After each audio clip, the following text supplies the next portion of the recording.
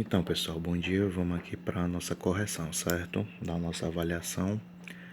A primeira questão, ela pedia para calcular essa expressão. Vocês podem observar que eu tenho aqui 3 frações e você observando o denominador das 3, você percebe que é igual. Então, bastaria que eu repetisse esse denominador e calculasse os numeradores. Então, aqui você já sabe que o denominador no resultado final vai ser quanto? 17, certo? Aí eu deveria calcular apenas os numeradores. Como eu só tenho adição e subtração, não importa a ordem que eu começo a calcular. A adição vem primeiro, então vamos fazer logo ela. 5 mais 8 dá igual a 13. E 13 menos 7 dá igual a 6. Então, resposta 6/17 seria a alternativa B, certo?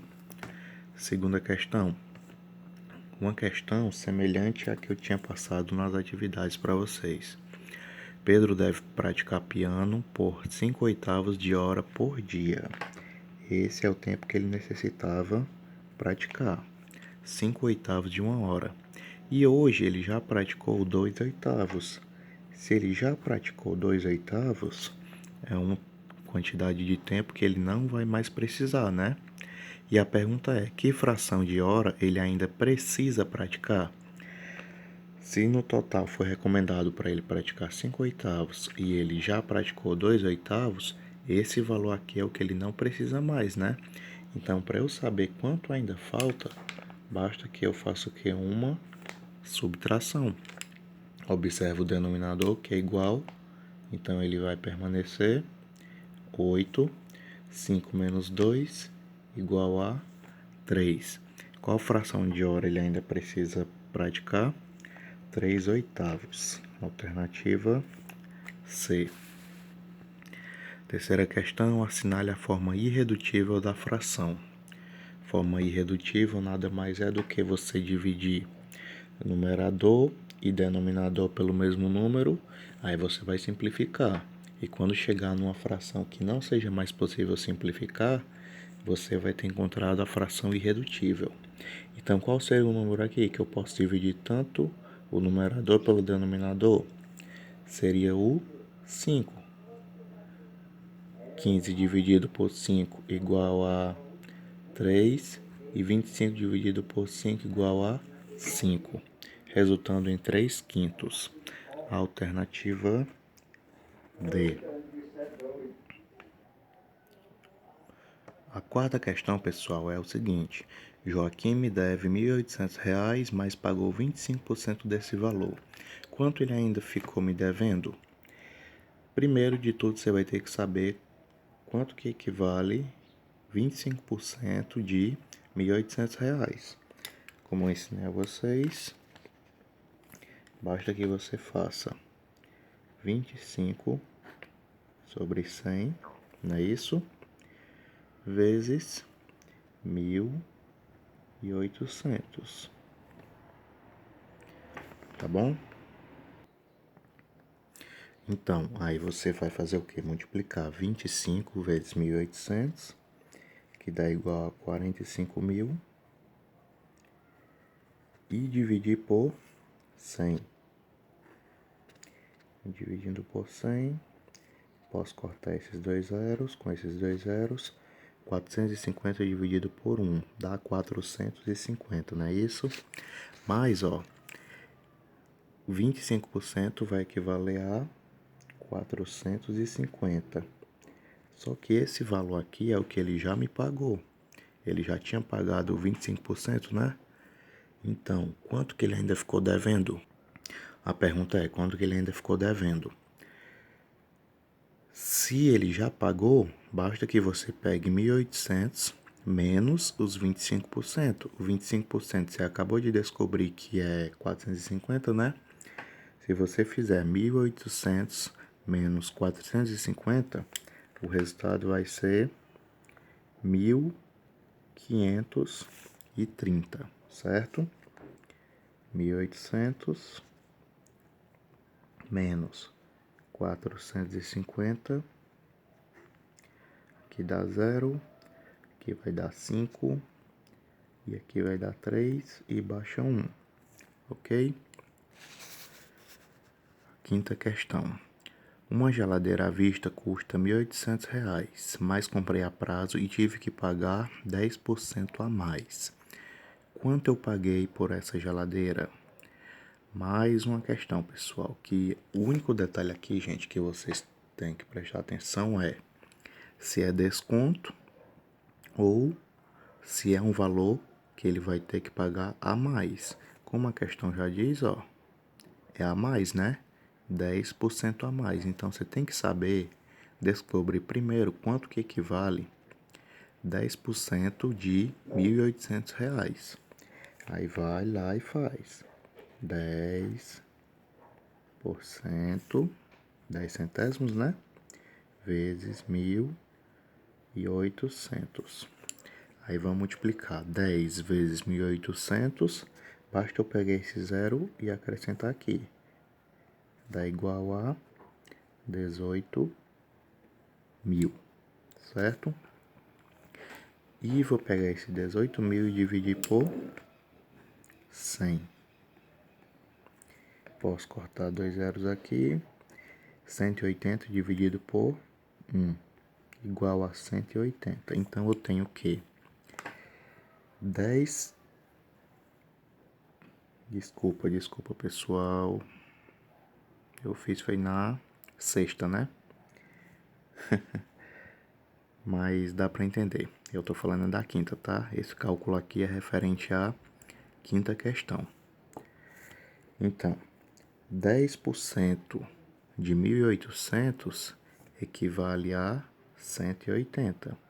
Se ele teve que pagar a mais, então vai ser 1.800 mais o valor equivalente a 10%. Eu descobri que é 180, né? Então, 1.800 mais 180 vai dar igual a 1.980, alternativa D. Desculpa, eu acabei fazendo o cálculo da quinta na sexta, então vou fazer o cálculo da sexta na quinta, certo? Que na verdade a sexta não precisa de tanto cálculo. Então lembrem, ó, esse cálculo aqui é dessa questão, viu? Cálculo é dessa questão. Acabei me equivocando. Agora vamos ler a sexta questão. Em sua última prova de química, que era para ser que continha 80 questões, Giovanni errou 25% da prova. Quantas questões ele acertou?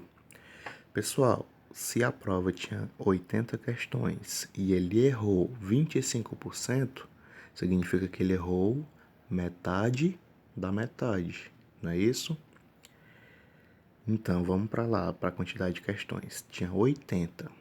Qual a metade de 80? 40. E a metade da metade? Seria a metade de 40, né? Daria 20. Então, você já sabe que ele errou 20 questões.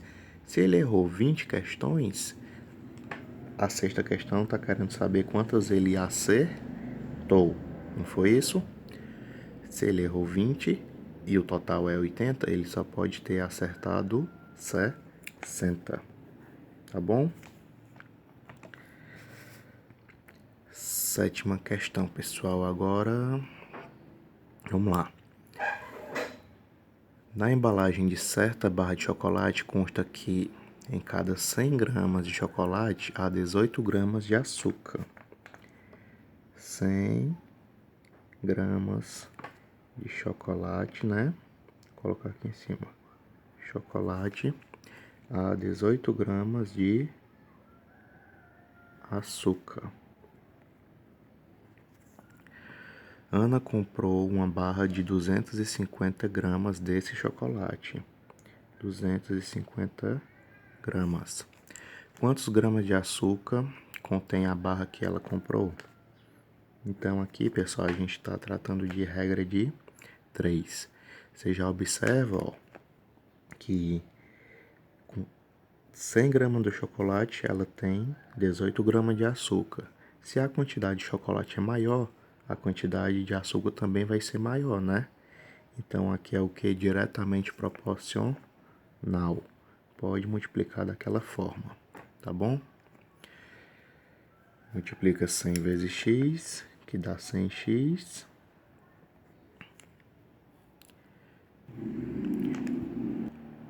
E 250 vezes 18, que dá igual a 4.500, certo?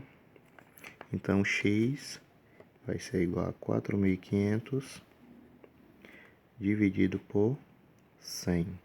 Que eu posso cortar esses dois zeros, fica 45 dividido por 1, que dá igual a 45. Quantos gramas de açúcar vai ter na barra que ela comprou? 45 gramas. Alternativa A. Tá certo? Eu vou deixar, pessoal, para o vídeo não ficar muito longo e poder caber. Eu vou responder mais uma dessas aqui. E as outras duas eu vou estar disponível, tá certo? Só para o vídeo ficar com uma quantidade de tempo suficiente para poder postar. Então, vou responder aqui a última. Se abrirmos 6 torneiras, vamos colocar aqui, quantidade de torneiras. Se abrirmos 6, encheremos um tanque com água em grandeza de tempo, que está em minutos, em 22 minutos, certo? Abrindo 6 torneiras, ele leva 22 minutos para encher o tanque. Se for aberto apenas 4 dessas torneiras, quanto tempo levará para o tanque ficar cheio? Seria mais ou menos que 22 minutos. Se com 6 leva 22 minutos, com 6 torneiras, se eu diminuir a quantidade de torneiras, consequentemente eu vou precisar de mais tempo, não é isso? Então aqui o valor aumentaria. O valor de x aqui vai ser maior que 22. E nesse caso aqui, o que foi que aconteceu? Uma diminuição. Então, nesse caso da 10ª questão, que eu notei que foi o erro de algumas pessoas por não ter tido atenção, aqui, pessoal, estou falando, ó, inversamente proporcional, certo? Muita gente multiplicou cruzado, enquanto era para ter multiplicado dessa maneira aqui, certo?